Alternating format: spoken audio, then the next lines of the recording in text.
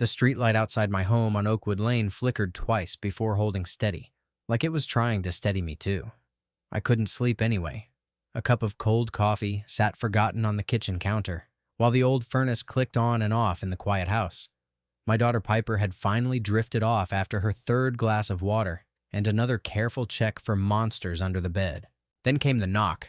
3 sharp, deliberate raps, not a neighbor's hesitant tap, not a drunk at the wrong address. I crossed the small living room, socks sliding on the hardwood my late wife Sarah had insisted we lay down years ago. Through the peephole, I saw white fabric, endless yards of it. I opened the door. There stood Sienna Drake, my CEO, in a wedding dress that belonged on magazine covers and red carpets.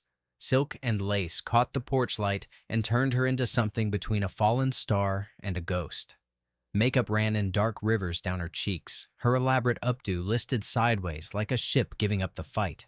"I couldn't do it," she said, voice cracking on the last word. "Rowan, I stood in that bridal suite with 200 people waiting downstairs, and I realized I was about to promise forever to a man I never loved. Not once, not even a little." My heart slammed against my ribs. I was wearing a threadbare college sweatshirt with a hole in the shoulder, and my boss, the most powerful woman I knew, was crying on my porch. "Sienna," I managed, "you should probably come inside." She stepped into my tiny foyer, and that dress filled the entire space like a cloud that refused to shrink. Piper appeared at the top of the stairs, stuffed elephant dangling from one small hand. "Daddy, is that a princess?" Sienna crouched, somehow graceful in all that fabric, and looked my daughter straight in the eyes. "Sweetheart, sometimes the bravest princesses cry the hardest, because they finally choose their own happy ending." Piper considered this with 6-year-old gravity. "Daddy says being honest is important, even when it's scary." "Your daddy is right about a lot of things," Sienna whispered, and something in her voice made my pulse stutter. Later, after I sent Piper back to bed, Sienna stood tall again, ruined makeup and all. "I called off my wedding to Preston Hargrove, whose family controls half the investment world in this state. I walked out in front of everyone who matters, and I drove straight here because I'm done pretending I don't feel what I feel for you." I ran both hands through my hair. "Sienna, I'm your employee. I have a daughter to raise, a mortgage." "I know exactly what I'm asking," she cut in, eyes blazing through the tears. "But Rowan Beckett, you are the only person who has ever seen me. Not the CEO, not the Drake family name, just me. And I have been in love with you since that corporate retreat when you talked about Piper like she was the center of the universe. I can't unsee it anymore."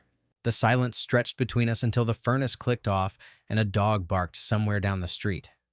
I thought about the careful life I had built since Sarah died. The routines, the safety nets, the way I had locked my heart away so no one could break it again. Then I heard myself say the words I never thought I would.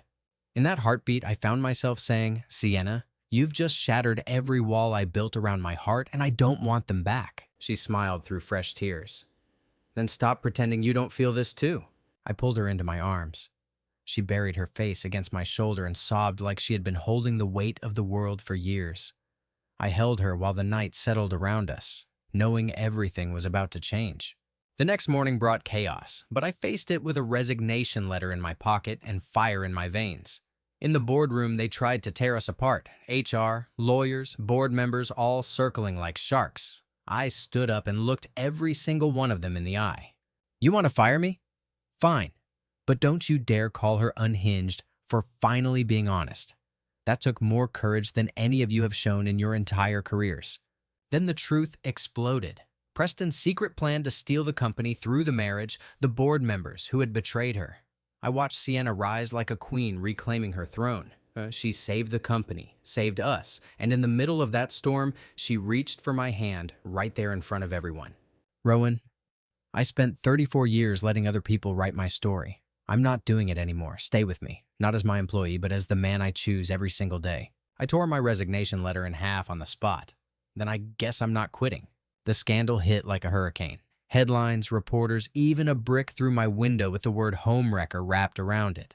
Piper woke screaming. I held her while glass crunched under my shoes, and in that moment I almost broke. But Sienna showed up at my door again, still in her power suit, eyes fierce. "This ends now," she said quietly. "I was ready to walk away from everything to protect you and Piper. But your daughter looked me dead in the eye and said, 'Running away doesn't fix problems. It just moves them somewhere else.'" Piper's words, Sarah's words, hit me like lightning. I pulled Sienna close. We're not running, we fight, together. And fight we did. Counter lawsuits, security cameras, a new narrative that turned the world from judging us to cheering for us. 6 months later, we stood in the backyard of our new house, bigger, brighter, ours, watching fireflies blink like tiny promises in the dark. Piper was asleep inside, surrounded by boxes labeled in her careful 7-year-old handwriting. Sienna leaned against me, jeans and messy hair, and the most beautiful smile I had ever seen. "I was terrified the night I showed up in that wedding dress," she whispered. "But you saw me, Rowan. You fought for me, and now I finally know who I am, because you helped me become her." I turned to her, heart thundering. "Sienna Drake, I love you. Not the CEO, not the legacy, just you, the woman brave enough to choose honesty over safety. Will you marry me? Not because it's easy, but because it's real?"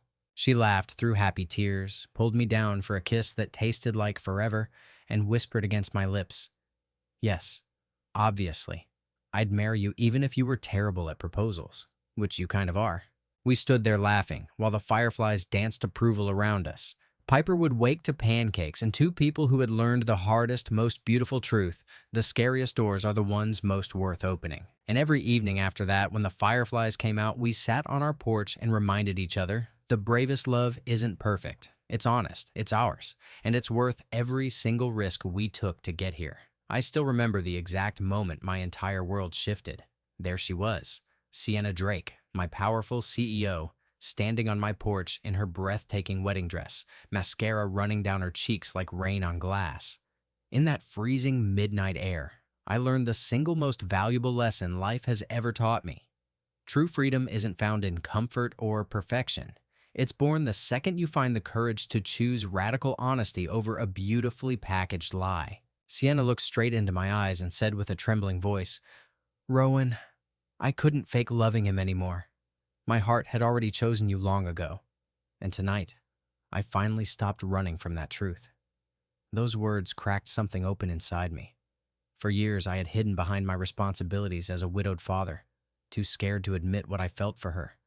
But her bravery forced me to face my own fears. Even when the storms came, scandals exploding, threats at our door, and my daughter Piper crying after a brick shattered our window, she taught us all something deeper. Piper looked up at Sienna with those big innocent eyes and said softly, "Princess, running away doesn't fix problems. Daddy says we have to be brave instead." That childlike wisdom became our anchor. The real lesson? Never trade your authentic soul for a life that looks good on paper. The most beautiful things are built on courage, truth, and the willingness to lose everything for love that's real. If this story touched your heart, tell me in the comments, have you ever been brave enough to choose honesty when it terrified you? And if you want more life-changing stories that hit this deep, hit subscribe right now, turn on notifications, and join our journey. Let's keep choosing real courage together. Your life might never be the same,